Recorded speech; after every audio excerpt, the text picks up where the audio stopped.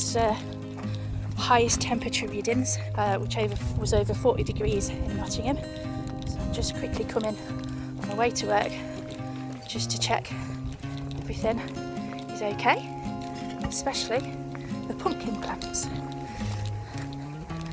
Oh, we're all doing well. And the courgette's growing even greater, and the pumpkin patch, Maxine, is growing even further. There we go, some more pumpkins. So this is the garlic, and what I'm going to do shortly is going to lift one of these up to see whether it's ready.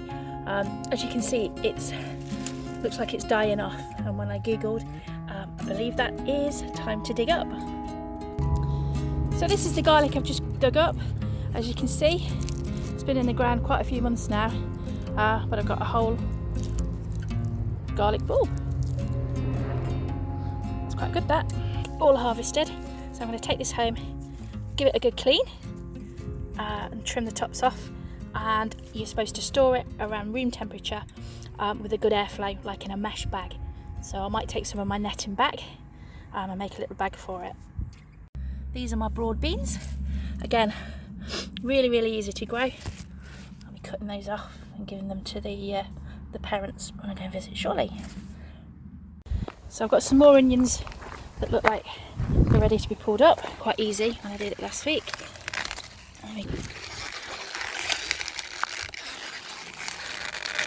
So this is what I've dug up, which is one of the first plants that I put in. Having got the allotment, I would say there's probably about 50 onions here. So we're going to take them home and dry them out.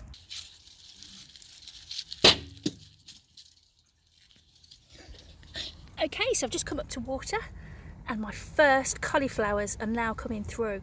How amazing is that? First time I've ever grown these. I think they're called snowball variety. These are my courgette plants. So I've got some lovely little baby courgettes there. And at the back, what I thought was a cucumber plant is yellow courgette. And they're just starting to fruit now, but we'll leave those because they're too small. Okay, so you may remember I planted a pumpkin variety Max. So here he is, or she, Maxine, as my husband has named her. And she is growing all the way along here into the onion patch. And you can see here, there you go, pumpkins are starting to grow. That's amazing. Okay, so this is beetroot. This is the Boltardi variety. Apparently really easy to grow, must be, because I did it. So some of my potatoes have finished flowering, and as you can see here, they're starting to wilt. So now's a good opportunity to start digging them up. Let's see what's under this one. Oh God. Okay, it's really important as well to make sure that all of the potatoes have come out of the ground, just to ensure you don't get any new tubers or new potatoes started. So wash them off, make sure they're dry, get rid of any of the bad ones, store them in a cool, dark place, and regularly check them to make sure there isn't any bad ones in there that's going to affect the rest of them. Okay, so my cabbage looks ready. It's been slightly nibbled at, so we're going to get this out of the ground. I can see somebody's had a right gorge on this one here, so looks like that's been sacrificed. But we've got two good ones here. So in this little brassica cage, I've got kale, red cabbage and chard.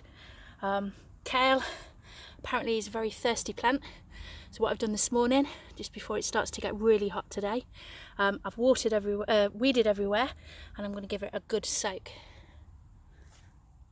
So these are the last of my two lettuces, Lolo Rosso. I'm just going to pull them up. They should come up quite easily out the ground. She says, there we go. That's one.